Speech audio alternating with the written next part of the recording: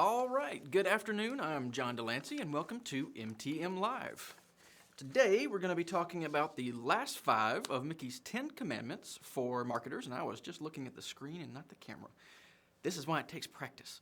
In any case, we are right now in the pre-show time. We have about 5 minutes before we will get started into the real content of today's episode.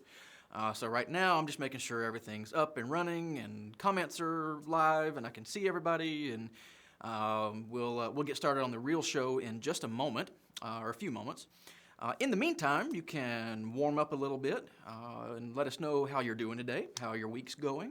And you can answer our question of the week, which for this week is, what is your favorite Disney movie? Very simple question. Well, maybe not simple, but very straightforward question in any case, and very obviously Disney related. So let us know what your favorite Disney movie is.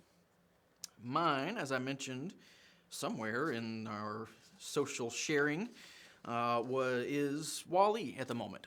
I love the movie. It's a great movie. It really, to me, exemplifies how wonderful Disney and Pixar are at telling story, frankly. Can you imagine anyone else being able to make us laugh and cry at a couple of robots who don't actually speak for an entire movie? So that's why Wall-E is my favorite, but let us know what your favorite Disney movie is. And again, we will get started here in just a few minutes.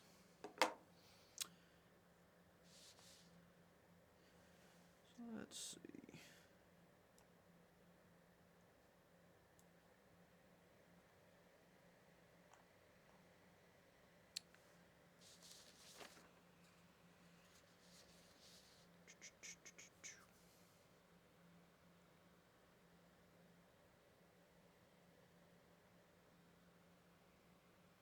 So if you are actually watching, and there's only a few of you at the moment, and that's fine, we're just getting started here.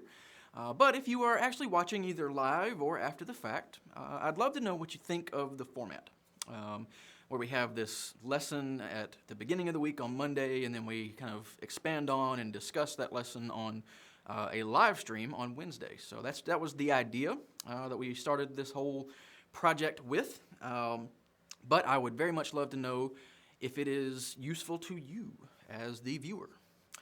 So let us know if you'd prefer one episode a week. Let us know if you'd want one big episode a week, or one very small episode a week, or however you'd like to do it, or if you want a call-in show, or you want to see more interviews, which we'll have as we kind of get the ball really rolling here.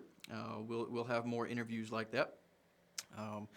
But let us know what you want from this show. Let us know as a business owner, or as a marketer, or just as a Disney enthusiast, what kind of content you'd like to see, what subjects you'd like to see explored or discussed with us.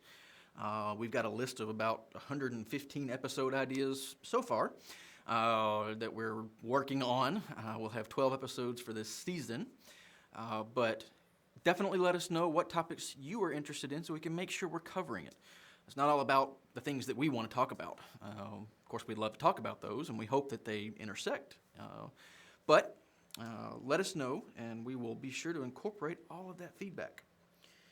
And again, we will be getting started here in just a couple of minutes. We are in the pre-show.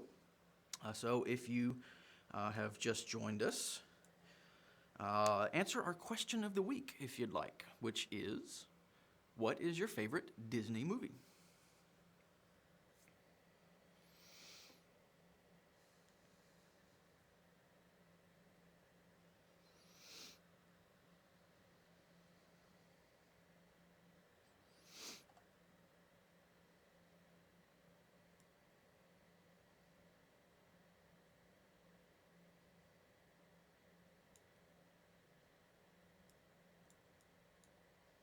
Okay.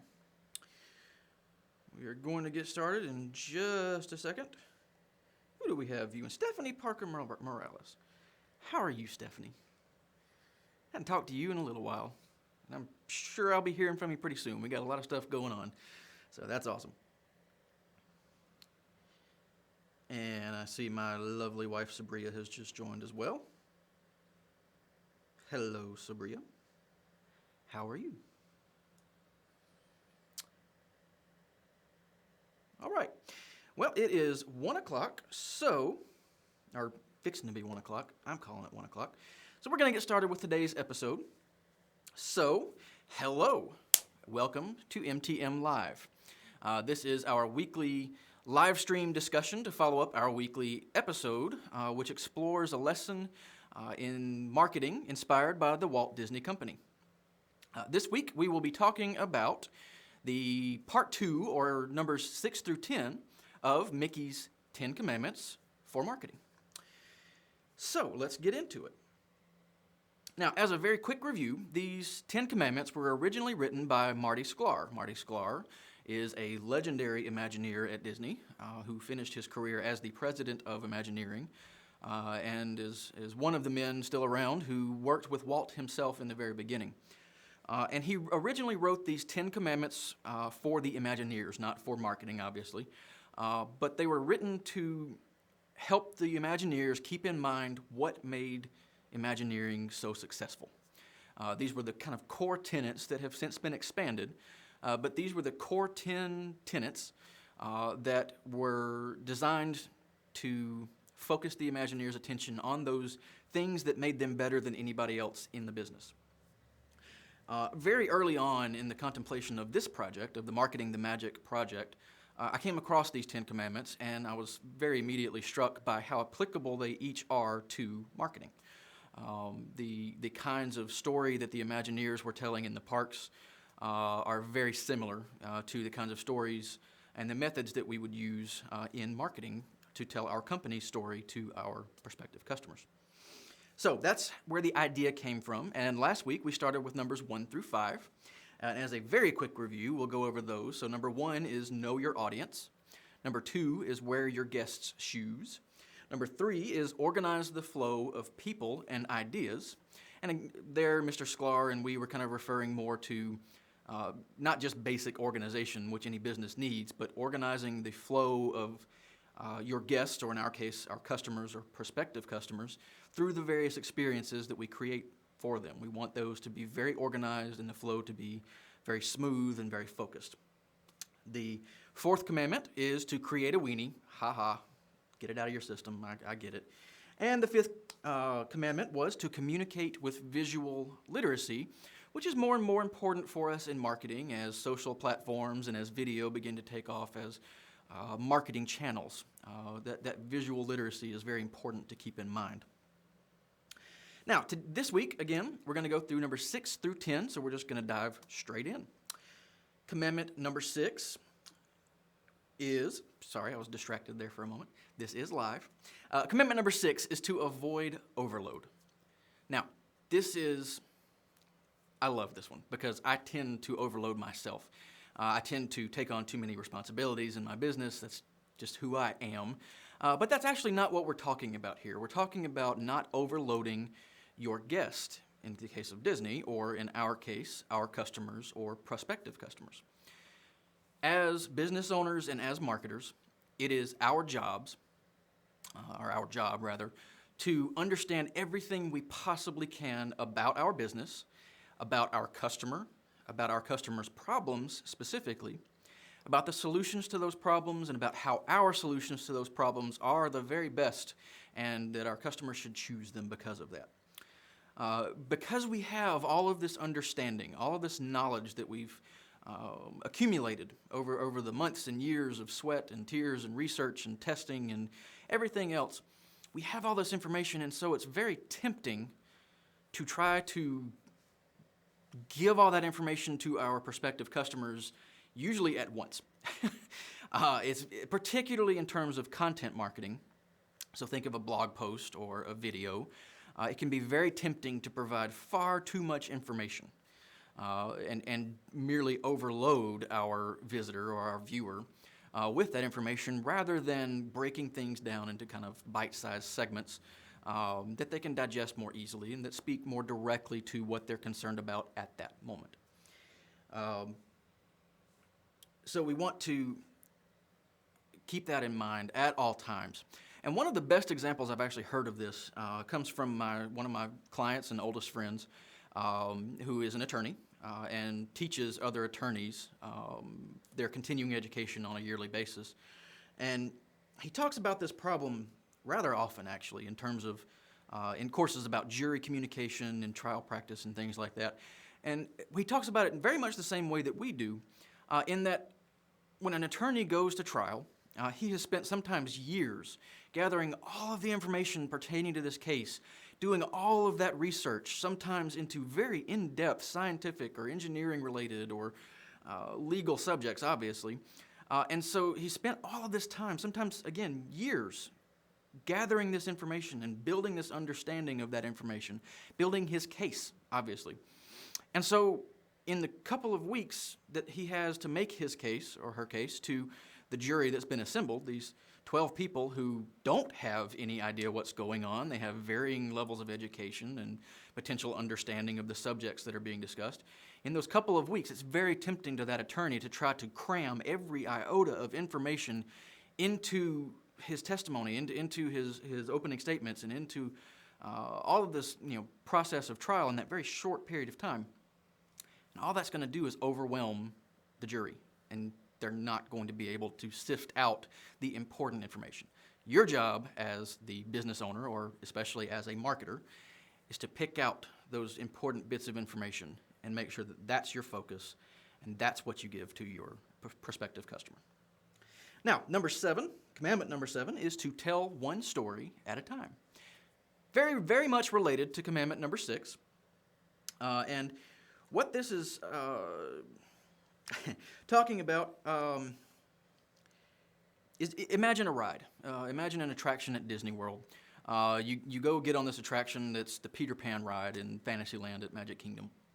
And suddenly in the middle of Peter Pan, you see the witch from Snow White. And the stories begin to blend. And again, then we not only have overload or overwhelm, but it's jarring. There's these distractions that begin to be created when we try to tell too many stories at once, more than one story at a time, in fact. So in terms of marketing, let's make this something very practical to understand. In virtually every marketing campaign, there's going to be some form of a landing page on your website that is the goal destination for your prospective customers, for your visitors. So a landing page is just a page that's specifically built for the purpose of this marketing campaign, whether it's an advertising campaign or it's a blog campaign that's leading people to request an ebook for more information, things like that. So this very specific landing page that is meant to have one purpose. And so on that page, the imagery that you use and the copy that you use, the form that you set up will all be very carefully aligned to that one story, that one objective, which is to get them to provide their name and email address for an ebook, or provide the details of their case if you're, not the full details, obviously, if you're an attorney watching, but to provide the information that's required to request a case review from an attorney, for instance. What we often do to avoid the distractions that can be caused by telling too many stories at once on those landing pages is remove the navigation. The normal site navigation, so the link to your home page and your About Us page and your Contact Us page and the Who We Are page that lists every member of your staff and the products and services pages. We remove the navigation to all of those places on a marketing landing page so that our visitor is focused on that one story at that one time. Very simple.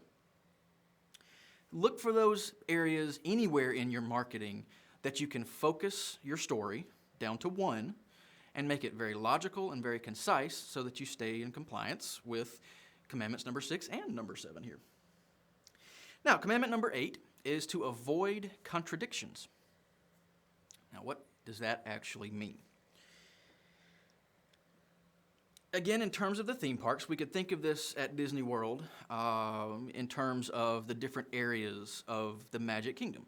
So you have Adventureland that's kind of jungle themed, and you have Frontierland that's Old West, and you have Tomorrowland that's futuristic, Fantasyland that's very fairy oriented, fairy tale oriented.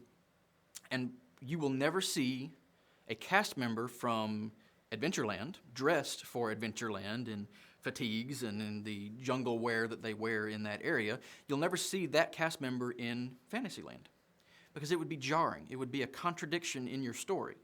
It would take the guest to Disney World outside of the story. It would make them go, wait a minute, I'm in a theme park. I'm not in this other world. That's a contradiction. Now, this can also obviously be applied in terms of Disney and us at the branding level. So making sure our branding is consistent across marketing channels and within different marketing campaigns and things like that. But what I really want to focus on in discussing this commandment is to keep it in mind at the strategic level. Now, what do I mean by that? It has to do somewhat with branding, but more importantly, it's about the business's positioning. So who is your ideal customer? What is your ideal product for that customer? And making sure that you're staying true to that and not contradicting that message or that goal.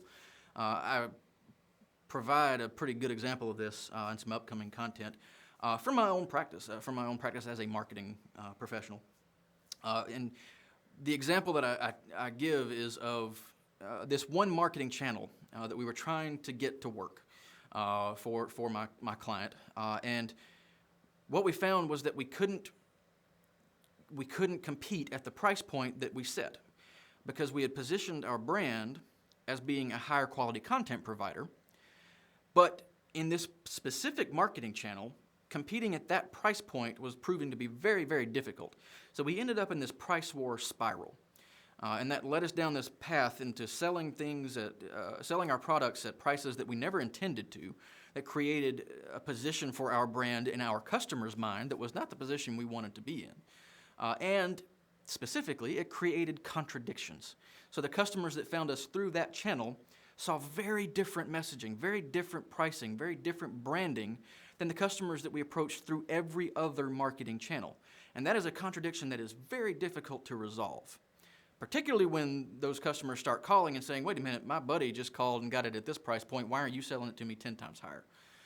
That's the kind of contradictions that I want you to be aware of and avoid very specifically at the high level in terms of your marketing for your business or for your clients. Now, moving on, commandment number 9 is, for every ounce of treatment, provide a ton of treat. I really like this commandment, actually. It is fairly strange when you first hear it, but then you start to think about it. And where it came from was Walt's original idea that while it was okay and an admirable goal to teach guests to the Disney parks, to educate those guests, they should never be made to feel like they were being taught. That was not why they came to Disney parks. They came to Disney parks to have an enjoyable time, to be entertained. And Walt's take was, if in the course of that entertainment they also happen to learn something, great. But make sure that you focus on the entertainment, on the fun first. Now, in terms of our marketing, it just depends on your business. There may not be really a fun side or an entertaining side that you can focus on. If there is, by all means do so. But more than anything, keep in mind in all of this marketing that you're doing, when you're trying not to overload them but still provide useful information, keep in mind that they should never be made to feel like you're teaching them something. So, make it interesting, is the simplest way to put it. Focus on making it interesting. If you can make it fun, great. But above all, focus on making your marketing so relevant to your potential customers, whether it be through video marketing or a Facebook ad or a Google ad or whatever it is, make it so relevant to them that while they are learning about their problem or about your solutions to those problems, make it so relevant to them that they feel like you're just answering the questions that they either have asked or didn't even know to ask. Make it feel more like you're answering their questions and less like you're making them prepare for a big test. That's the idea here. So, for every ounce of treatment, provide a ton of treat. And our final commandment of Mickey's 10 commandments for marketing is to keep it up. Now, this one I like. There's a lot of good information, a lot of good practices we can derive from this commandment. And what Mr. Sklar was referring to here is Disney's legendary maintenance of the theme parks. You will not find a piece of trash, or if you do, you will not see it on the ground or wherever it is for more than a few seconds, because a cast member will be picking it up. The fact that the rides rarely, if ever, break down, despite the fact that in some cases they're running nearly 24 hours a day. That legendary approach to maintaining the show, if you will, that Walt insisted on. That is what Mr. Sklar was referring to when he said, keep it up. So how does this apply to our marketing? Well, on one hand, it's very obvious that we need to keep up the technical side of our marketing. We have to make sure our website stays online. We have to make sure that the links that we're using in our advertising campaigns and in our blog posts are all working and going to the right places. We have to make sure that the forms submit correctly and that the right people get notified when they do. All of those things, those technical aspects. And there are many, many, many of those, and it's a difficult science and task in its own right to handle that. But one of the things I want to focus on as well is for the marketing itself, not just the foundation, the technical aspects of the marketing, but for the marketing itself. Part of keeping it up, to me, is to always be testing. Always be testing. Make sure, testing and observing, we'll say. Make sure that your campaigns, if you've gotten them optimized and they're turning the profits that you want, you have to keep a close eye on them. I don't care how good your marketing campaign is, at some point, it is going to stop being as effective tomorrow as it was today. And you have to keep an eye on that. It's just a fact of marketing. Ads get fatigued when people see the same advertisement over and over again. They stop seeing it, and so forth. The same messages that we might be trying to put across in our blogs might begin to fall on deaf ears. That stellar blog post that was performing so well and got shared virally across the web will begin to sink down in the search rankings and won't be shared quite as much. So these are all those things that we need to keep a very, very close eye on as a campaign is running, so that we don't allow them to fall apart and then begin to cost us money and customers and goodwill for our brand, rather than making us that money and that goodwill. But we also need to be testing new ideas. Marketing is always evolving. There's always a new channel. There's always going to be a new social network. It seems like just about every day, or at least every week. There's always somewhere else, some new channel, or at least some new approach within a channel that you and your company and your clients can take to market your business. So we always have to be testing those new channels, finding where we're going to go when our current favorite channel begins to dry up, and that's going to happen as well. So keep that in mind always, as Mr. Sklar said in commandment number 10, to keep it up. Now we are coming to the close of our time for the day. I'm going to take a quick look and see if we have any questions. I see that Ms. Stephanie Morales said hello. Hello again. We have a couple more people viewing. Hello, Carmen. Hello, Father. Now, we're going to wrap things up fairly quickly here. For next week, I'm actually going to shuffle the schedule around. Not that there's a schedule that you would have seen, because I haven't published it yet. But I had originally been intending to do a certain episode next week. But in last week's episode, I told you that I was going to be putting out the episode on buyer personas, on how to identify and define our ideal customers. So that's the episode I'm going to publish next week. It's already filmed. I just need to get it edited, and then that'll be a great discussion. It's one of my very favorite topics in anything to do with marketing, is the importance of those buyer personas. So that's what we'll be talking about next week. In the meantime, whether you're watching us live now or watching us after the fact on Facebook or YouTube, or you're listening to us on the podcast channels that we're on, make sure you subscribe on those channels. Make sure you subscribe on YouTube or on Facebook, or to the podcast on iTunes or Google Play or Stitcher. We're in all those different places, and I just got an email a little while ago, so I believe that by next week we will have finally our new and improved and shiny website with the actual blog, so that you can go to that if you would prefer to read than listen to me talk for any period of time. With that, I appreciate you watching so much. If you have any questions or comments for this discussion, please let us know. We would love to have them and get your feedback. And with that, I will see you all, hopefully, real soon. Thanks.